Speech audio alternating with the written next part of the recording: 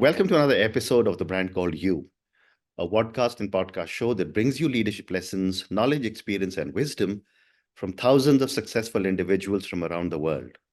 I'm your host, Ashutosh Garg, and today I'm delighted to welcome a very accomplished professional from Toronto, Canada, Mr. Shanil Ebrahim. Shanil, welcome to the show. Thanks for having me on the pod, Ashutosh. Shanil is the partner and life sciences and healthcare consulting leader at Deloitte, Canada. So, Shanil, before we start talking about life sciences, tell me a little bit about your own journey and what inspired you to pursue a career in life sciences. That's a great question. So right now, I'm a partner at Deloitte, as you mentioned, and in my role, I'm privileged to lead our national life sciences and healthcare consulting business in Mhm. Canada.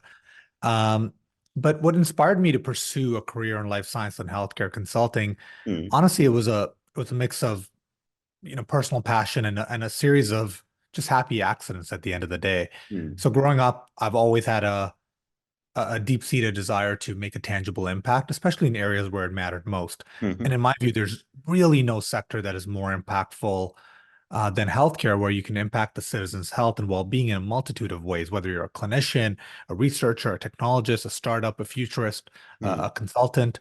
It's very meaningful. So my focus to go into healthcare was always deliberate, but it mm, wasn't really until I dipped my toes into the world of bioethics, working closely with patients, and mhm, also in clinical epidemiology, where I witnessed the profound difference that data-driven insights could make in patient mm, care, where I truly found my calling. mm, And then about a decade after that is where I transitioned into consulting, mm, uh, and particularly at Deloitte, where I now have a larger stage to apply these passions, and mm, I'm able to blend my passion for science and research with technology, and able to make a real difference in people's lives. And the way that I'm able to do that is I'm able to partner with a lot of influential organizations, from mm, ministries and health systems to hospitals to pharma companies to retail pharmacies, who all are stakeholders in the ecosystem, and they're mm. all tackling some of the healthcare's most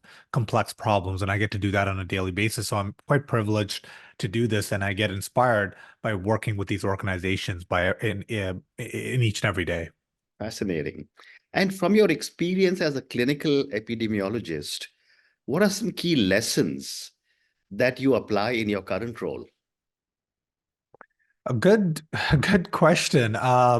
So being a clinical epidemiologist, what it generally taught me is the power of data in making informed and evidence-based decisions. Mm, And one key lesson uh, that I learned is that, behind every data point is a human life. mm, And this has instilled in me a deep sense of responsibility to ensure that every strategy or every solution that we developed and we implement is patient-centered, because at the end of the day, that's why we do what we do, mm, irrespective of the role or the hats that we end up wearing. So it's very important for me to look at the big picture. And in epidemiology, you're constantly thinking about the big picture because you're analyzing patterns and trends to make predictions. mm, And I apply this forward-thinking approach in my current role as well, where I'm always looking for emerging trends that could impact our healthcare mm, system, mm. shaping what the problem is alongside the key organizations that I mentioned in the healthcare ecosystem. Yeah, And we work alongside that to find innovative solutions to address them. So these have been, the powerful lessons that I've taken away from clinical epidemiology that I focus in every role that I'm in, irrespective of what they are. fascinating. And Sharil, what key factors should be considered when developing a healthcare strategy in today's tech-driven world? Great question. So in today's tech-driven world, a successful healthcare strategy needs to be patient-centered, like I just mentioned. Mm, Uh, it needs to be data-enabled, mm, and it needs to be agile. Agility is something that we talk about quite a bit, but agility is crucial because technology evolves at a breakneck pace. right. Um, and what's cutting edge today might be obsolete tomorrow. Like Mm. just look at generative AI and Yeah. ChatGPT. They've taken the world by storm. Yeah. And it's very difficult keeping up with the pace, especially with players like OpenAI, Microsoft, Google, all releasing new abilities to augment our lives, right? And Mm. that constantly keeps changing. So that agility becomes quite important just in the way that we're able to embrace these technologies and be able to adapt them very quickly. Mm. And that touches on um, now the next part of why we do what we do, which is around patient-centeredness, Mm. and that's ensuring that whatever technology that we're using, whether it's digital health or health AI or anything Mm. along those lines, Mm. it's there to enhance and not hinder Mm. the patient experience. And that is important irrespective of whatever role that we have in healthcare, because everything comes down to patients, right? Yeah. Everything comes down to improving the patient experience. Everything comes down to improving patient outcomes. And that's what healthcare is in a nutshell. And then lastly, the last factor that I think is important, and I'm a bit biased because I know data has been at the heart of whatever I have been Mm. doing, Mm. is that um, we need to be data enabled. And which means it's not using data for the sake of using data, but meaning that leveraging um, the vast amount of data that we have at our fingertips Mm. to make those evidence-based decisions, predict trends, and personalized care. We have never had as much data as we have about a person. Yeah. And as I mentioned, behind each data point is something about a human life. And Mm. it's our responsibility to leverage those different data points that we where we understand the person a little bit better to make better decisions, Mm. and that becomes quite critical. So agility, patient-centeredness, and being data enabled, I would say, are the most important factors to Mm. consider for a healthcare strategy. Great response. Thank you. And you just a few minutes back spoke about AI and Chat GPT.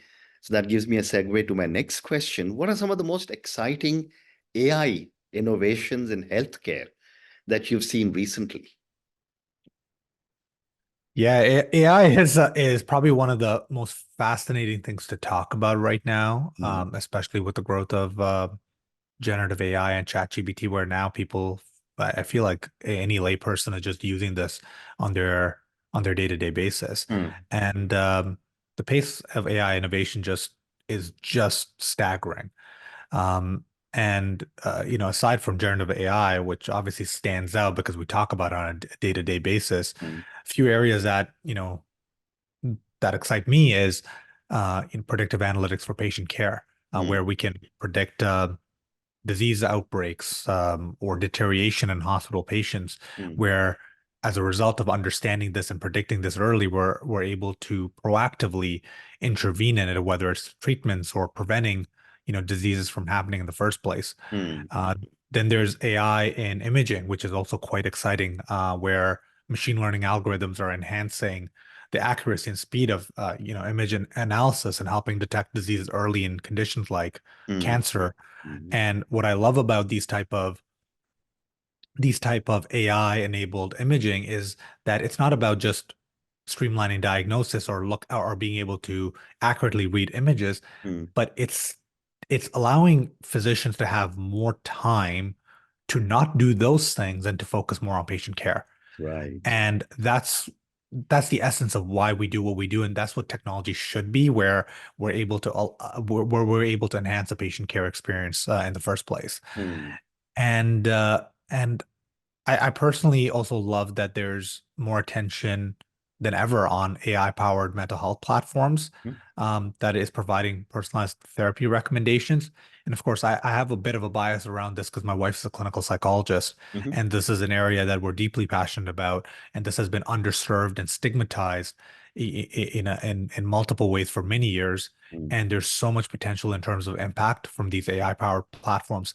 So that's another exciting thing. So these are the type of innovations that I feel that are Mm. just at the tip of the iceberg. Yeah. And what excites me most is that they're making healthcare, proactive and personalized and accessible, which are the key tenets of what we should be doing in healthcare. Very well said. Thank you.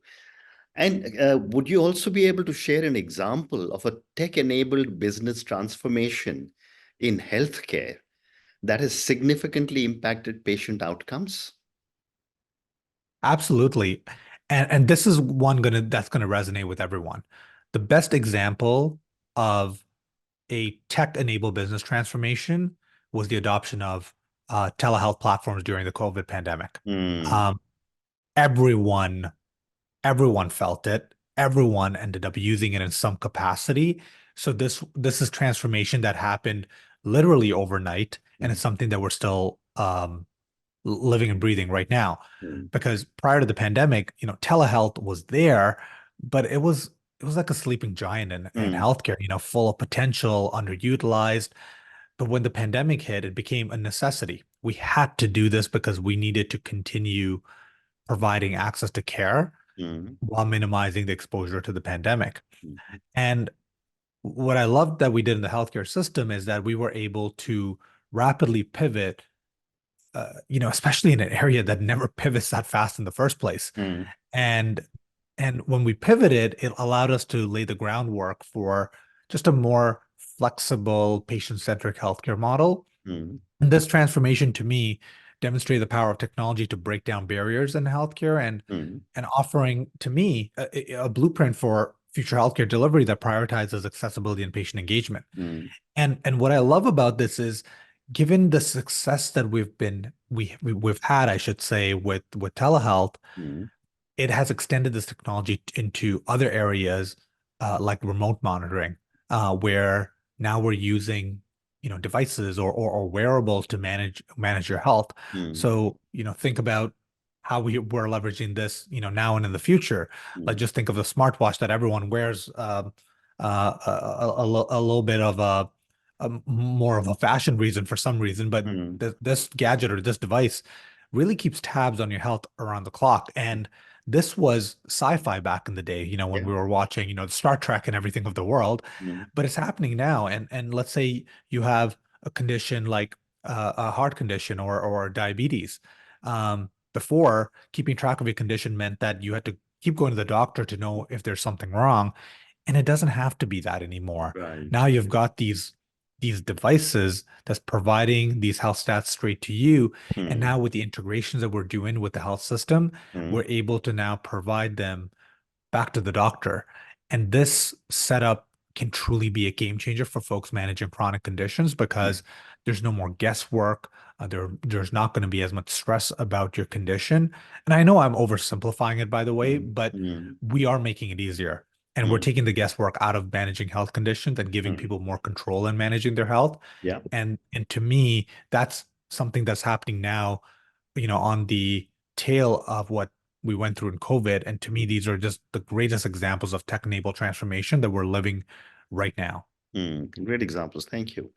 So, when you look at COVID, Shanil, one of the things that you spoke about was telehealth, telemedicine, which suddenly came to the fore. What are some of the other lessons from the pandemic that we have learned that can be applied for future healthcare challenges? Wow. The pandemic was honestly a crash course in resiliency for us. Yeah. It really tested the human spirit and Mm, also around adaptability and innovation. And one major lesson was the importance of being prepared and being flexible right. and being able to pivot quickly, like I mentioned, in response to these unforeseen challenges. And unfortunately, I'm just going to be wearing my epidemiologist hat for a second. Mm, We just were not well prepared for the okay. pandemic, despite many warnings from epidemiologists and the broader scientific community. This is something that we would have seen coming, which Mm, is why we needed more investments in the first place. mm, But it also highlighted the value of digital health technologies at a different level, mm, from telehealth to AI-driven diagnostics and maintaining just that continuity of care. mm, And on a personal level, seeing the rapid integration of these technologies reinforced my belief in the potential of digital health to truly transform patient care. mm, And now, the conversation we've been having around accessibility and efficiency um, is real. mm, And and perhaps the most profound lesson I think that we learned from the pandemic was the importance of collaboration as well.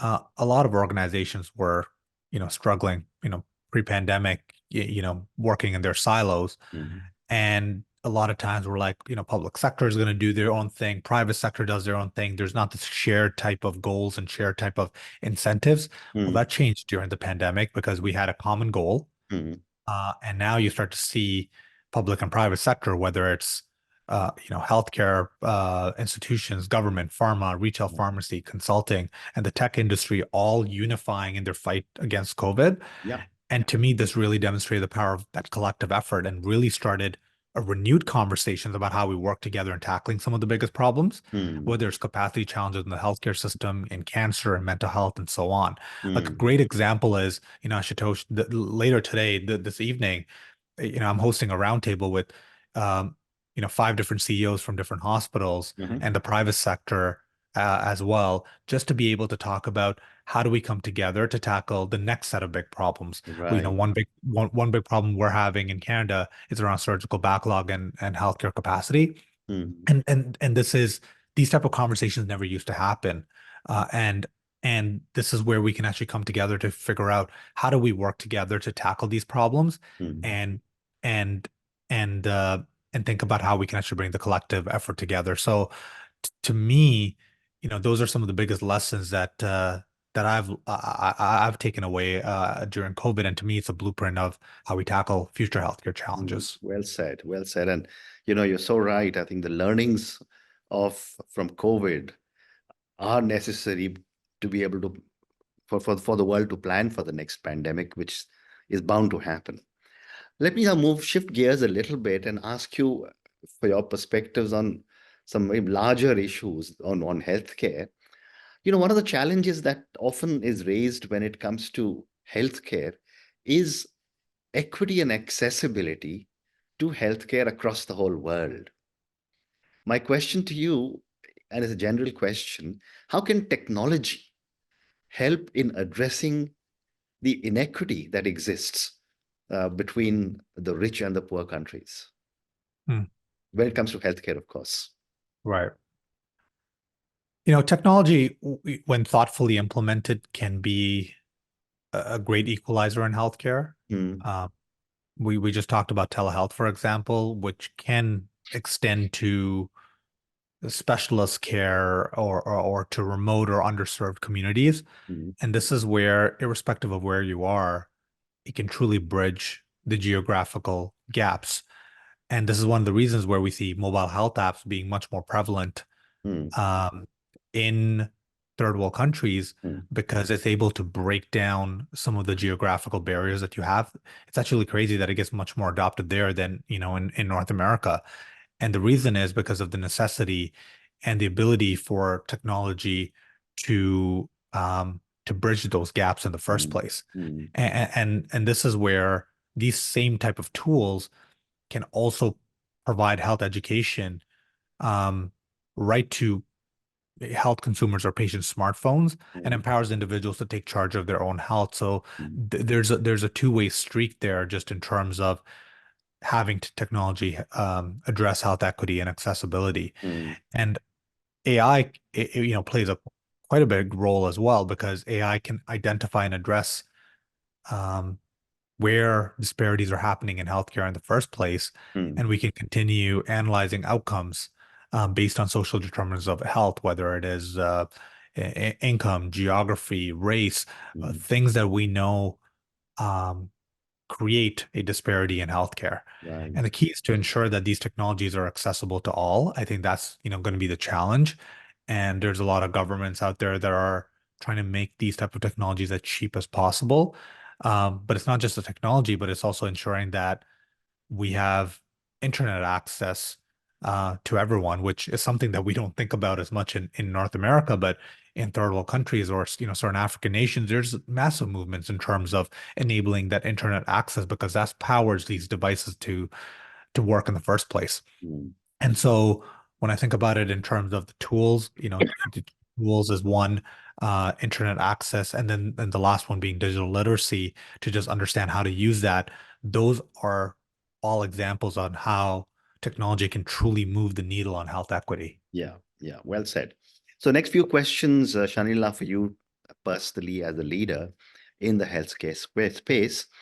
Um, what is your own leadership philosophy? And you've now lead teams and so on.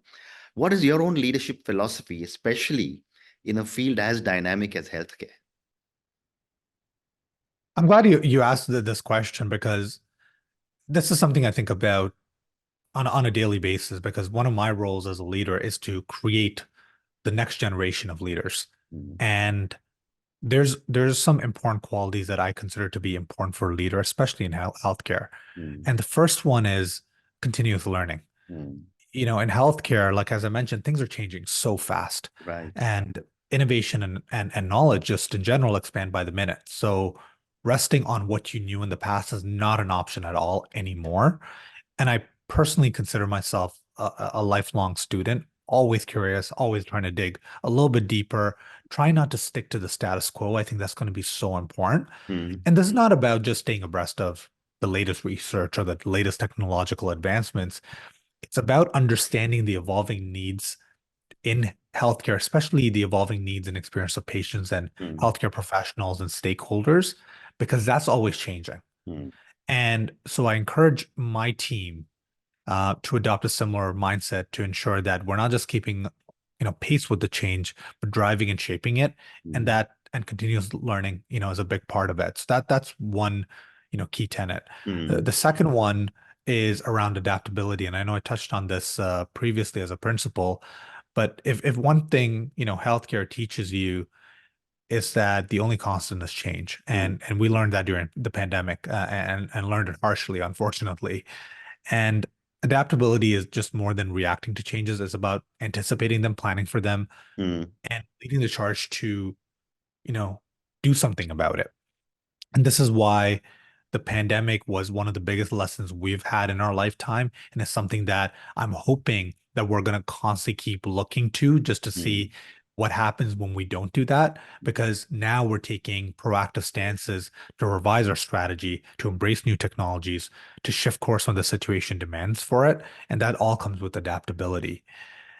And then I would say the last one, and this is, personally as a leader, and I think just, in a culture that we need to create is around resiliency. The the healthcare landscape is rewarding, mhm. um, but it's very challenging. And there are so many obstacles that seems like how are we going to overcome all of these? Which is why sometimes you see these tech giants kind of go into healthcare and then kind of getting out from it. They come back into it because it's very difficult to see the course or see through the course. Yeah. Um, and resilience in this context is the ability to, face the setbacks, with determination and also grace, learning from each experience and using it to forge ahead and be stronger than ever. And as a leader, when I'm thinking about cultivating a team culture or a team of different leaders, we need to think of these challenges or these roadblocks or these barriers as just opportunities, both for growth and innovation, and that's going to be quite critical as well. So those three, continuous Right. learning, adaptability, and resilience, are core to what I think is important as a leader. Yeah. And what you just said, continuous learning, adaptability, and the third one was Resilience. resilience. These three are very important lessons, of course, for a lot of all the young viewers and listeners. But my last question to you, Shanil, and this is that for the many, many people who will be listening to you, you yourself are a young leader in the healthcare space. What would your advice be to young professionals aspiring to work in the healthcare space? Mm.